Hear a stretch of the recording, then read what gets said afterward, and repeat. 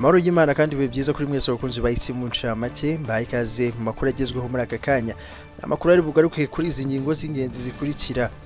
Urubuga Irembo ndetse na Polisi y'u Rwanda basobanuye impamvu kwiyandikisha gukora ibizamini byo gutwara ibinyabiziga byahagaritswe, banatangaza ikigigiye gukurikiraho kugira ngo bizongere bisubukurwe.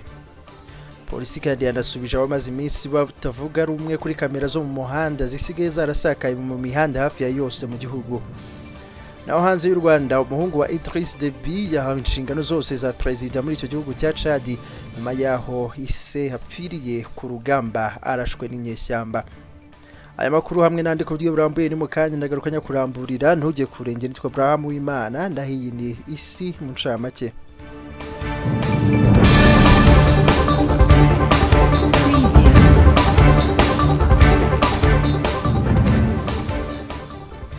Ikaze mu makuru arambuye.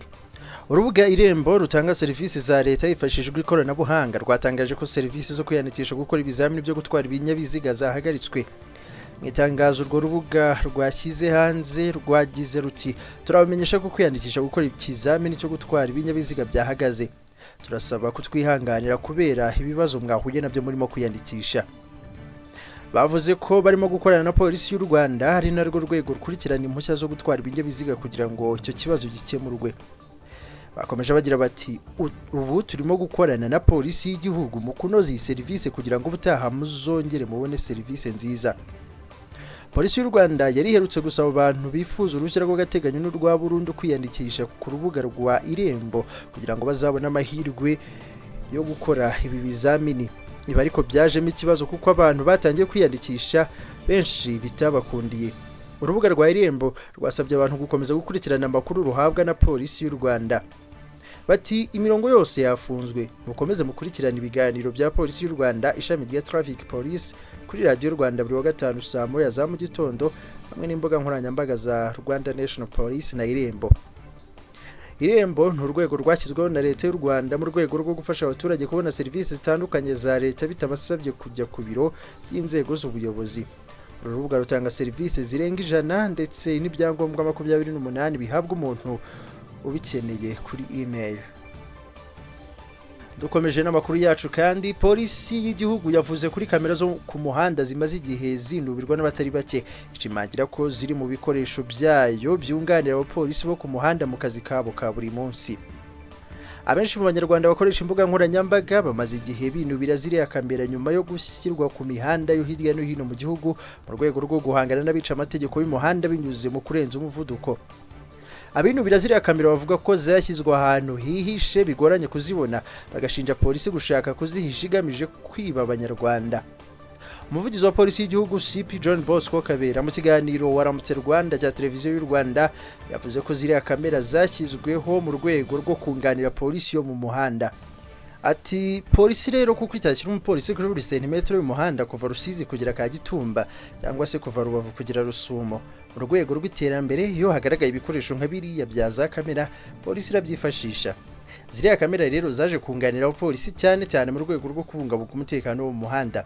Kamera ikabaho umupolisi atari n'ibikoresho bya polisi. Ku bijyanye no kuba ziriya kamera zishyirwa ahantu hihije, CP John Kabera yagize ati iyo buri umunyamakosa ukamubwira ibyo agomba kwirinda ntabyubahirize, none se iyo ugiye kumufata uramubwira uti ndaje ngufate noneho ngiye kujya hariya uhansange ngufate, ntabwo ari byo. Abaturage rero nibumve ko bagomba gukora inshingano zabo na polisi igakora izayo. CP Kabera yavuze ko abatwara ibinyabiziga bakwiye gusubiramo ibyo bize mu mategeko y'umuhanda no mu bukangurambaga bahabwa mu rwego rwo kwirinda kugwa mu makosa ndetse n'impanuka zo mu muhanda.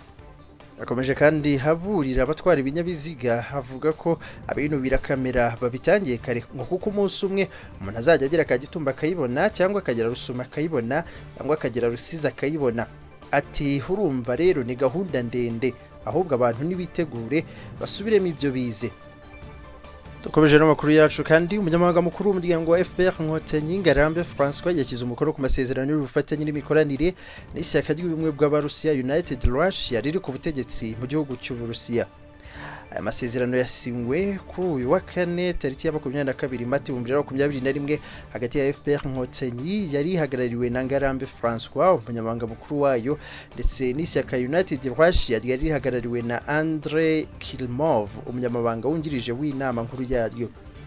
FPR Inkotanyi yatangaje binyujije ku rukuta rwa Twitter ko ayo masezerano ashingiye ku bikoranire n'ubufatanye mu kubaka amashyaka yombi guteza imbere abagore n'urubyiruko, iterambere ry'ubukungu n'izindi nzego zinyuranye. Dukomeje n'amakuru yacu, dukomereze kuyavugwa hanze y'u Rwanda. Itangazo ry'ibiro by'umukuru w'igihugu muri Chad ryagaragaje ko umuhungu wa Idriss Deby agiye kuyobora mu kimbo cya se werutse kwitaba Imana azize ibikomere by'amasasu.